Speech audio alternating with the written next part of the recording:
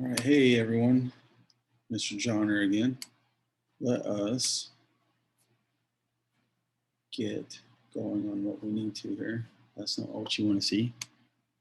So we're going to talk about early man because we talked about prehistory. And that, remember, prehistory is when man didn't really have a written language and didn't really have languages yet because of the development of their brain. So we're going to look at today, we're going to look at the 4 different types of early man and how each of them were different than the others.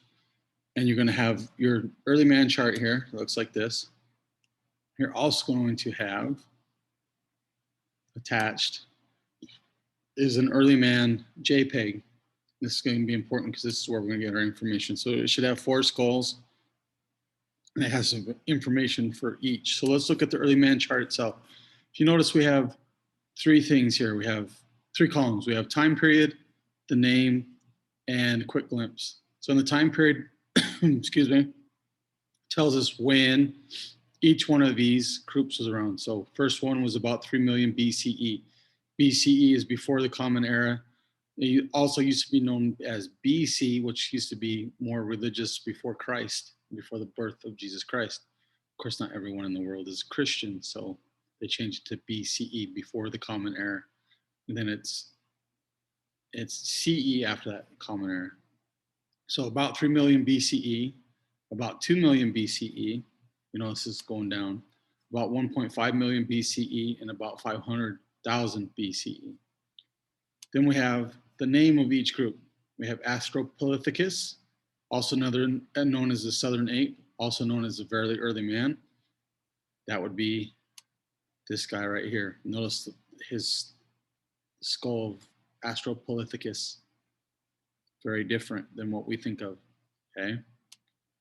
And we have Homo Habilis, also known as handyman. Here's Homo Habilis. You kind of notice skulls almost the same as Astropolithicus. Okay. Then we have Homo Erectus, or upright man. And the reason why they call them Homo Erectus is because they were the first early people to stand up. Before that time, they were bent over, which could you imagine trying to live life bent over? Notice the shape of the skull, not as elongated as Astropolithicus or Homo Habilis. So the skull is actually shrinking, and so is the brain, but the brain is becoming more compact and more intelligent than Astropolithicus or Homo Habilis. And then we have Homo Sapiens, wise man, and the Neanderthals. We are Homo Sapiens. So this would be our group, because if you look at the skull, that's what a modern skull looks like. That's what we think of in a modern skull. If you notice too, the difference between Homo erectus and Homo sapiens, the eyes are further apart here than they are here. Also, if you look at the nose is not as wide. So those are the 4 groups. Then we have the column where everything comes into play. Quick glimpse. So just a quick glimpse at each. So we're looking at a quick glimpse at Astropolithicus, Homo Habilis, Homo Erectus, Homo Sapiens. So when we say quick glimpse, where are we going to get that information? Right here. Don't worry about the one that's crossed out. So the very first thing that we know about Astropolithicus is it appeared in Africa about 4 to 5 million years ago. So what I would do, appeared in Africa 4 to 5 million years ago. And I go and get my next one. Stood upright and walked on 2 legs.